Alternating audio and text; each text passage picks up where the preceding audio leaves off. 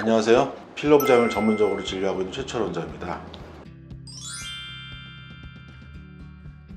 제가 오늘은 필러 부작용을 진료를 하면서 특히나 저희 병원에 내원하시는 그 환자 연령층이 다양하지만 중년층 분들이 유독 많이 오시거든요. 아니, 나 필러 맞은 지가 굉장히 오래됐는데, 젊었을 때 맞았는데 왜 이제야 이렇게 커지고 덩어리집니까?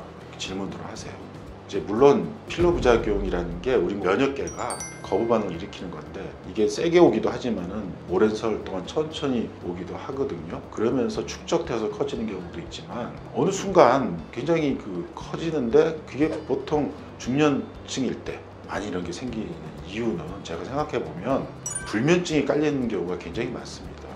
우리가 갱년기가 되면 호르몬의 변화가 오기 때문에 깊은 수면을 취하기가 좀 어려워지죠. 그러다 보면 면역계가 굉장히 예민해지기 때문에 이런 필러를 이물질로 보고 있다가 갑작스럽게 더 심한 어떤 면역 반응을 일으키면서 유과종이 갑자기 커진다, 이런 경우를 제가 많이 보게 됩니다. 그리고 중년이 됐을 때 여러 가지 만성질환도 앓게 되고, 또 대상포진도 우리가 많이 생기지 않습니까, 중년층에. 그래서 대상포진을 앓고 난 다음에 유과종이 생기거나 이 필러 부작용과 과민 반응을 일으키거나 이렇게 해서 오시는 분들이 제가 여러 번 보거든요. 나이가 들면 미용적으로 내가 젊었을 때 모습을 잃어가니까 병원을 다니시면서 시술을 하게 돼요.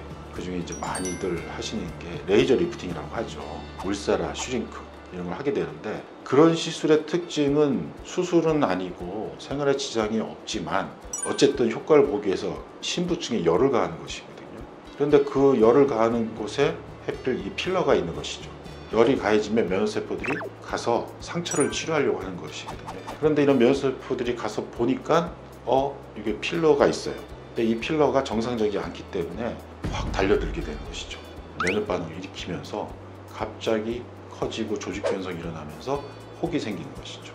그래서 중년층에 이러한 미용 시술을 하다가 오히려 유과종이 악화돼서 오시는 분들을 많이 보게 됩니다.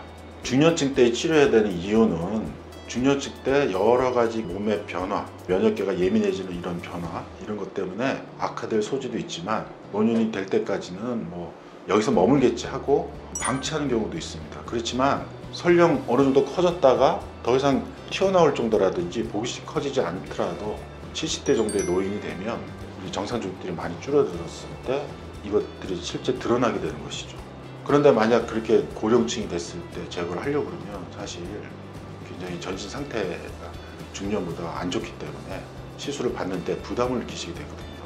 그래서 젊었을 때 필러를 맞은 이런 부위가 중년층이 됐을 때 커졌을 때 커지다 말겠지 하지 마시고, 아까 말씀드린 여러 가지 이유로 인해서 악화되는 것이니까 보다 적극적으로 진료를 받으시고 치료 계획을 잡으시는 게 좋겠습니다.